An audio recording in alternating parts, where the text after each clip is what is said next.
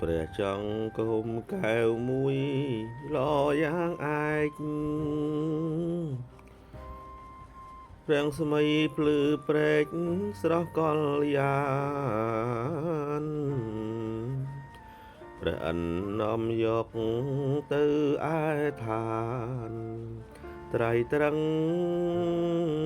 ស៊ូបានតាំងដំកលបាទសូមគោរពជំរាបសួរបងប្អូនសន្តិស្រឡាញ់រាប់អានហើយថ្ងៃនេះយើងជួបគ្នាសាជាថ្មីទៀតបន្តពាក់ព័ន្ធជាមួយនឹងរឿងព្រះចង្កូមកែវពាក់ព័ន្ធអត្ថបទកំណាព្យដែលខ្ញុំនឹងធ្វើការសូត្របន្តទៀតបាទសូមការអធិស្ឋានផងដោយសារតែសំឡេងផ្ដាសាយហ្នឹងហើយផ្ដាសាយហើយបងប្អូនដែលមិនតាន់ជួយ Subscribe Channel របស់ខ្ញុំកុំភ្លេចជួយចុច Subscribe Channel របស់ខ្ញុំនិងចុចសញ្ញាកណ្ដឹងដើម្បីទទួលបានវីដេអូអប់រំថ្មីសូមរីកស្ដាប់ដូចតទៅត្បិតយើងអ្នកកាន់ធោគូត្រេកអរនឹងកុសលគុំនាំគ្នារវល់ឲ្យអំពុលយូរអង្វែងលងតូនណាក់ថ្លែងបរិយាយស្ដេចទាំងឡាយក៏តាំងតែងឲ្យតូនណាក់ជាអ្នកបែងចែងចាត់ចែងតាមសត្យា ព្រាមក៏វល់ចែកជាចំណែកថ្វាយសត្វត្រាស្ដេចក៏ជ្រះថ្លាវិលយាត្រាទៅវិញក្មៃ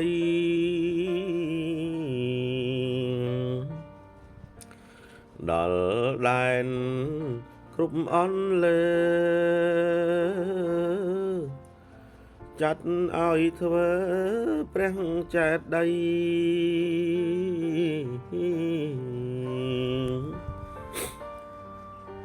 បាទនៅក្នុងលេខយោងលេខ1នេះព្រាមក៏វាស់វាយក៏វាស់ចែកក៏វល់ចែកព្រាមក៏វល់ចែកហ្នឹងគឺលោកចង់បញ្ជាក់ថាចែកជា8ចំណែកចែកជា8ចំណែកហ្នឹងទី1ថ្វាយព្រះ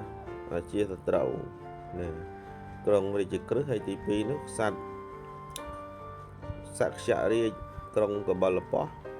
ទី3សត្វលិច្ឆវីក្រុងវេសាលីទី4នោះសត្វធុលៃក្រុងអលកັບណាទី5នោះគឺព្រាមក្រុងវេថទីបកៈទី6ក្សត្រកាលយៈនៅក្រៀមទី7ហ្នឹងគឺម៉ាលក្សត្រក្រុងបាវ៉ាទី8ម៉ាលក្សត្រក្រុងកុសិនារាអញ្ចឹងក្នុងប្រធានហ្នឹងគឺលោកបែងចែកទៅ8នគរហើយបើតាមឯកសារហ្នឹងលោកបញ្ជាក់ថាក្នុងមួយនគរបាន2នាលហ្នឹងគឺប្រធានដែលបែកលោកមាន3ចំណែកណា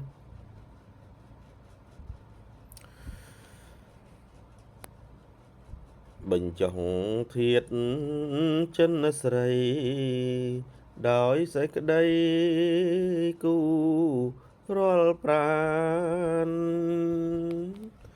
ជាប់មកវគ្គហើយចង់វគ្គដល់វគ្គក្រោយទៀតហ្នឹងគឺពាក់ព័ន្ធជាមួយនឹងបទពាក្យ7ព្រះចង់កូមកែវមួយល្អយ៉ាងឯករាំងស្មីភ្លឺផ្លែកស្រស់កលយានព្រះអិននាំយកទៅឯឋានត្រៃត្រឹងស៊ូបានតាំងដំកល់ ប្រយោជន៍ឲ្យអង្គទេពបរិស័ទគោរពប្រណិប័តយកកុសល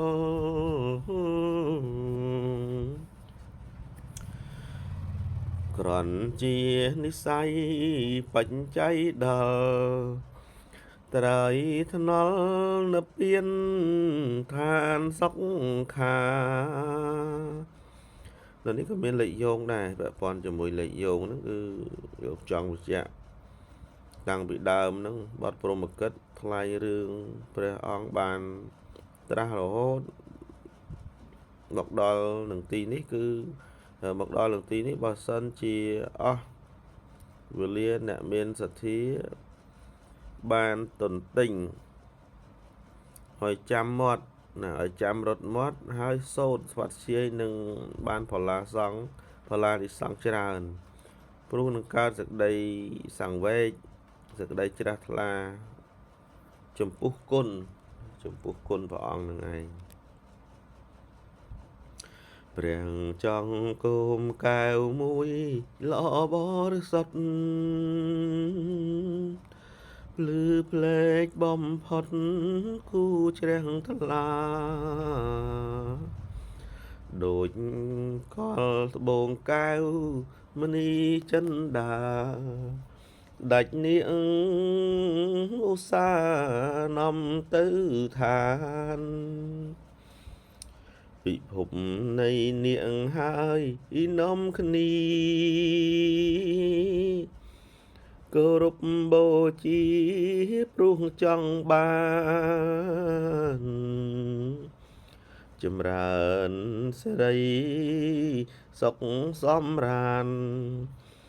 សម្រេចខ្សែមខ្សានចាងចង់រៃព្រះចង្គមកែវមួយទ្រង់ល្អល្អភ្លឺថ្លាត្រចះរុងរឿងក្រៃអ្នកស្រុកកន្ធារាំងវិជ័យចង់បានកំរៃទៅខាងមុខ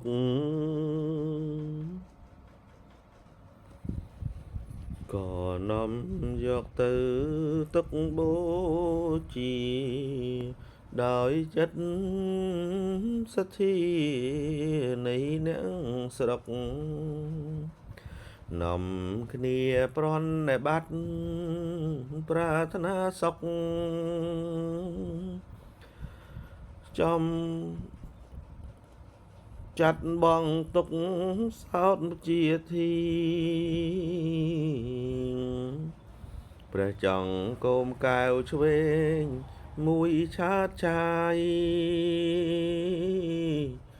ភ្លឺភ្លេចប្រងព្រាយដូចកែវមณีព្រះខែមរតទេមេធាវីនាំយកអំពីទីជើងថ្កព្រះតន្តៈថ្មិញណារបស់ព្រះសម្មាសម្ពុទ្ធជាម្ចាស់ទាំង4គឺ2លើ2ក្រោមដែលមានសន្តានស្រួចបន្តិចជាងព្រះតន្តៈទាំងនោះហៅថាព្រះចង្គមកែវព្រះចង្គមកែវនៅក្នុងភាសាបាលីលោកជួនកាលហៅថាគាថាអញ្ចឹងទៅជួនកាលហៅថាតន្តៈអញ្ចឹងទៅជួនកាលហៅថាព្រះសារីរិកធាតុ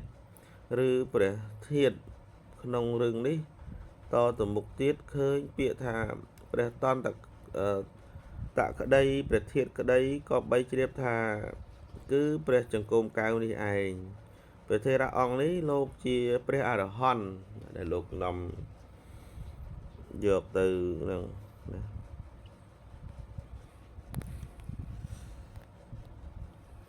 ទៅថ្វាយដល់ស្ដេចឈ្មោះព្រហ្មទត្តកលឹងក្រត់ដល់បវរ តន្តៈមហានគរឲ្យទ្រង់ត្រេកអរនឹងជ្រះថ្លាហើយលោកញ៉ាំងស្ដេចឲ្យជ្រាបគុណ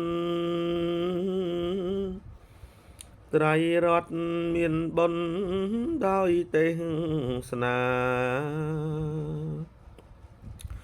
ពញ្ញុលផ្លូវធัวថ្វាយសត្ត្រាឲ្យលះមច្ឆាទិដ្ឋិបងរីឯព្រះបាទព្រំមទត្តនោះព្រះអង្គក៏លះឈ្មោះដំរងព្រះពុទ្ធព្រះធម៌និងព្រះ